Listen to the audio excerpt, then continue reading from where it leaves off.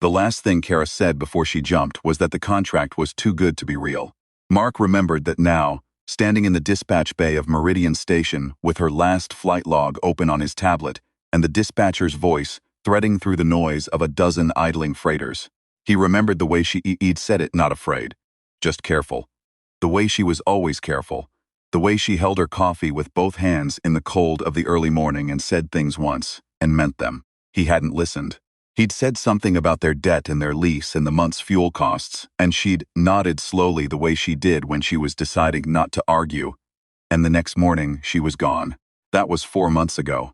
The contract had come from a company called Ardent Meridian, which didn't exist in any registry older than 18 months. The cargo was listed as sealed biological specimens, inert. The delivery point was a set of coordinates in the Vallon Drift, a sparse and poorly charted arm of the outer spiral, where the shipping lanes thinned to almost nothing, and the colony maps had more question marks than names. The payout was 6 months of their combined income. Too good to be real. He found the dispatcher on his third attempt, a heavyset man named Solus, who smelled like recycled air and cheap tobacco substitute, and who had the eyes of someone who had spent a long time not looking too closely at things. Ardent Meridian doesn't route through here anymore, Solus said, without looking up from his console. Haven't for a while. My wife flew one of their contracts. Lot of pilots fly contracts. She didn't come back. Solus was quiet for a moment. He moved something on his console. Velan Drift coordinates. I remember the run. I remember because I tried to look up the company after and hit a wall. You get walls sometimes, military, corpo, doesn't matter. You stop pulling. You stopped pulling. I've got kids. He finally looked up. You got a ship? Mark had a ship, barely. A short-haul freighter called the Ellery, 9 years old, with a jury-rigged nav assist, and a cargo hold that smelled permanently of whatever the previous owner had been running. He'd put everything left, their savings, what he could borrow on the ship itself, into fuel and a jump permit for the drift. There was enough left over for 3 days of rations and a return trip he wasn't sure he was going to make. He slept 4 hours in the pilot's chair, and then he jumped.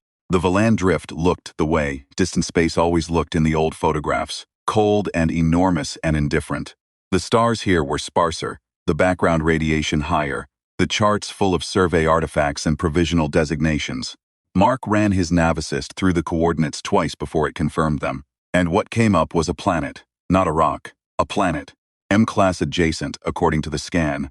Atmospheric pressure within survivable range, surface temperature cold but not fatal, some kind of dense vegetative canopy across 40% of the landmass.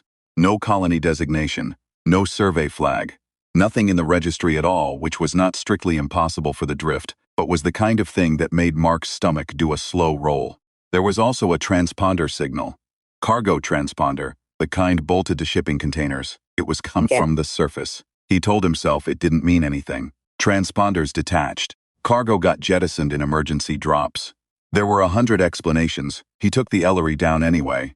The landing site was a clearing in a forest of dark fibrous trees that grew in tight clusters and shed a faint bioluminescent haze. Mark suited up.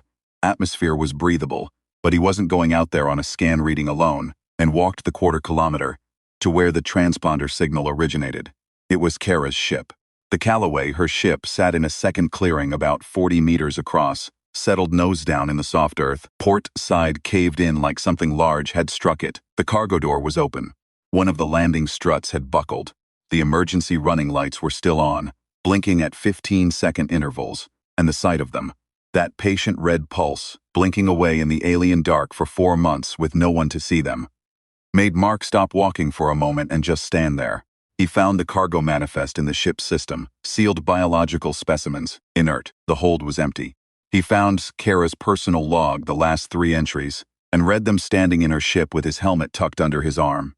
The first entry was routine. The second described strange audio interference beginning 6 hours after the jump. Something that wasn't quite signal but behaved like one. Something the ship's systems couldn't classify. The third entry was 11 words long. She'd written it in the ship's medical log, rather than the flight log, which meant she was hurt when she wrote it. They take the cargo back. Not inert. Never inert.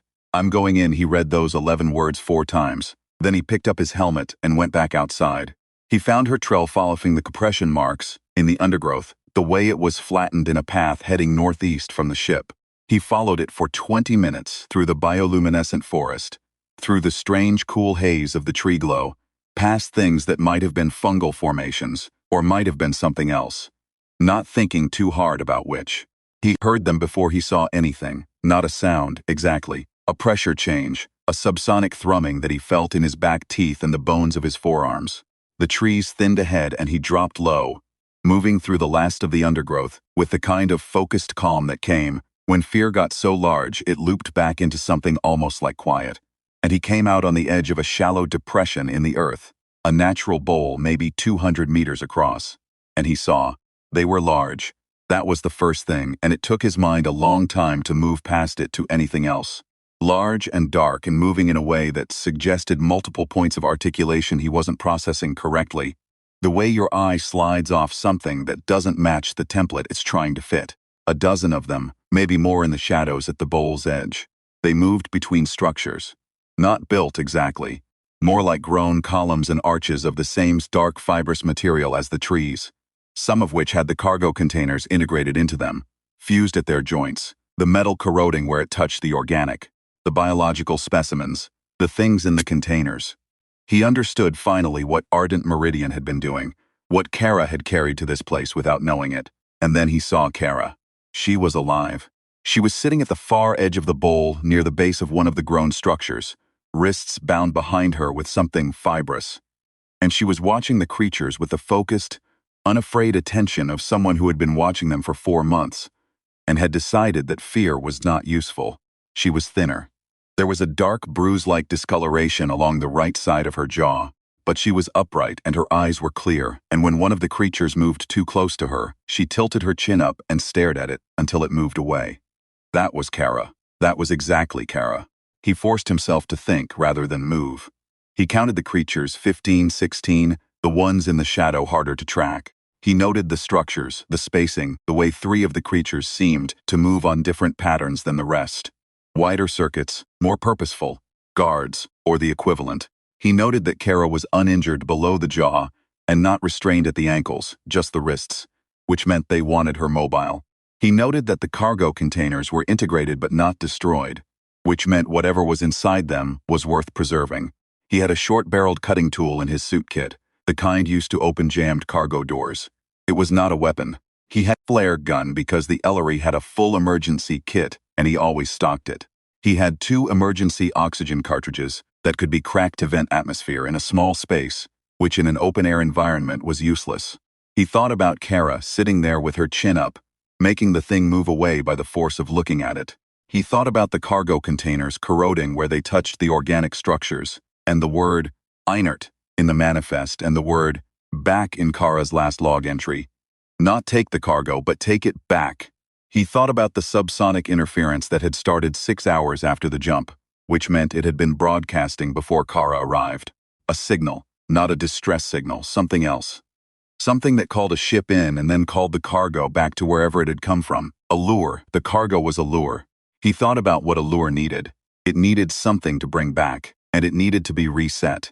He looked at the integrated containers, the metal corroding at the contact points. He thought about what a corroded metal container with a still-active shipping transponder would do if you introduced a sudden change in temperature or pressure. Shipping containers were built to survive hard vacuum and cargo drops, but their seals were rated for normal operations. A cutting tool run along a seal in a container already weakened by 4 months of organic integration would not be subtle, but it would be fast, he thought. Kara always said I move before I think, he thought. Yeah, but she's the one who walked into the bowl. He took the cutting tool in his right hand and the flare gun in his left, and he went around the long way, skirting the bowl's edge in the shadow of the trees, moving toward the cluster of containers at the far side. The subsonic thrumming was stronger here, a physical pressure at the back of his skull. The nearest creature was 20 meters away, moving at slow circuit. He was not a soldier. He had never been trained for anything like this. What he had was the bone-deep familiarity with the inside of a cargo hold that came from 13 years of freighter work, the knowledge of every seal type and pressure rating and failure mode by touch, the instinct for where the weak points were. He ran the cutting tool along the base seal of the nearest container. 4 seconds, clean, and stepped back. The pressure differential from the internal atmosphere of the container, Meeting the planetary air was not dramatic. It was a hiss and a pop and a gust of stale pressurized air, the kind of atmospheric event that would mean nothing in a loading bay. Here it meant everything. The creature nearest the container reacted in a way that had no human analog. A full-body reorientation, every articulation point shifting at once. A sound that Mark's nervous system cataloged immediately as alarm in the oldest and most basic way a nervous system catalogs anything. The others responded. The bowl erupted in movement, in that dissonant thrumming rising to something that rattled Mark's back teeth. And for 3 seconds, every creature in the bowl was facing the containers. 3 seconds was enough. Kara had been watching the edge of the bowl for 4 months. She recognized a distraction when she saw one. She was on her feet before the creatures fully turned, wrists still bound but ankles free, and she moved with the purposeful, controlled urgency of someone who had been rehearsing this in her head every day and was simply now executing it. She went for the tree line. Mark went for her. They met at the bowl's edge in the shadow of the trees, and he grabbed her arm and they ran, and the thrumming behind them changed pitch to something that pressed against the inside of Mark's chest, like a held breath. And he did not look back. He'd left the Ellery running. They covered the quarter-kilometer to the ship in under 3 minutes. Kara's bound wrists making the run awkward, Mark half pulling her through the underbrush while the sound behind them grew, and then strangely fell off. Not stopped, but receding as though the creatures had a boundary they wouldn't cross, a perimeter that held. He didn't understand it. He filed it away. He ran. In the airlock, he cut the binding at her wrists with the same cutting tool. And she flexed her hands, and he looked at her and she looked back at him, and neither of them said anything, because there was nothing to say that was smaller than the moment. "You fueled," she said. "Enough for the jump. Then let's go." He lifted the Ellery off the clearing and pushed it hard into the upper atmosphere, the planet's gravity pulling at them as they climbed. And Kara was already in the co-pilot's seat running the nav assist through the jump calculations, her fingers moving with a familiar muscle memory of someone who learned this ship from the inside out because it was her life, because they had built everything they had around these machines and these routes and these bad odds contracts, because that was the deal they'd made. "Ardent Meridian," he said, while the jump drive spun up. "Front company. The cargo, I couldn't read the manifest properly, it was encoded. But I think they were collecting specimens from here and selling them. The creatures, they used the cargo as a signal. Call the ship in, reclaim the specimens, and then what's left?" She paused. "Me. What were they gonna do with you? I don't know. Collect me, maybe." "Another specimen." Her voice was flat and factual. "I don't think they'd seen a human before. They weren't sure what I was." He thought about her sitting at the base of the structure with her chin up, staring them down. He thought about what a creature that had never seen a human before would make of that. The animal that looked back, that didn't flinch, that sat in the center of your territory, and watched you with something that wasn't quite defiance, and wasn't quite calm, but was entirely its own thing. "What do you think they made of you?" he said. She was quiet for a moment. "I think they thought I was interesting," she said. "I think they wanted to keep looking." The jump drive engaged. The planet fell away into the dark behind them. The bioluminescent forests and the bowl, and the corroding containers, and the creatures still moving their slow circuits in the alien night. Mark kept his eyes on the nav assist and felt the familiar lurch of jump space opening, the brief and total darkness between one point and another, the moment that always felt like a small death and a small resurrection. On the other side there was starlight. There was the charted lane and the faint transponder ping of the nearest relay station and the long route back. "The fuel's going to be tight," Kara said. "It's fine, Mark. I know what I had when I left. I know what we've got now." He looked at her. "It's fine." She held his gaze for a moment. Then she looked forward, at the starfield, at the route home. She put one hand on the console between them, not grabbing anything, just resting it there, the way she did when she was settling in for a long haul. "You still haven't paid the lease," she said. "I know, and we still foe on the fuel for last quarter. I know, and you burned our emergency savings on a jump permit to the drift. You noticed. I notice everything." She was quiet for a beat. "You moved before you thought again. I found you, didn't I?" She didn't answer right away. Outside the view screen, the stars burned cold and permanent, the kind of light that had been traveling for thousands of years just to reach this moment, this small ship. These two people working their way back toward the part of the galaxy that had names on the maps. "You found me," she said finally. He set the autopilot. He got up and got 2 ration packs from the cargo bay and came back and handed her one. And they ate in silence, the way they'd eaten 1,000 times in the small hours of a long haul, the way people eat when they are tired and alive and don't need anything from the silence except its presence. Later, when she was asleep in the co-pilot's chair with her jacket pulled up over her shoulders, he pulled up the Ardent Meridian file on his tablet. The company registration, the cargo manifest, the coordinates. He forwarded it all to the Colonial Transit Authority with a message that said, "Front company operating in the Valan Drift, facilitating alien contact without disclosure. Coordinates attached."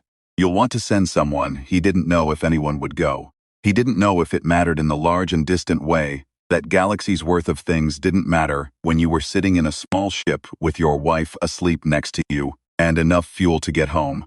What he knew was that somewhere back there, on a planet with no name on any map, something very old and very large had found a human and decided it was interesting. Had watched her for 4 months and kept her and studied her and not known what to make of the fact that she just kept looking back. He thought about that as the stars moved past the view screen and the autopilot held its course. He thought, we're going to be something they've never computed for. He thought, good. He closed the tablet and closed his eyes and let the ship carry them home through the dark between the stars, past all the unnamed places and uncatalogued things. The whole enormous, indifferent universe doing whatever it did while 2 humans who 3 months lease and a fuel bill, and more trouble than they'd earned, drove their beat-up freighter toward the morning side of everything they knew. Alive, that was enough. That was everything.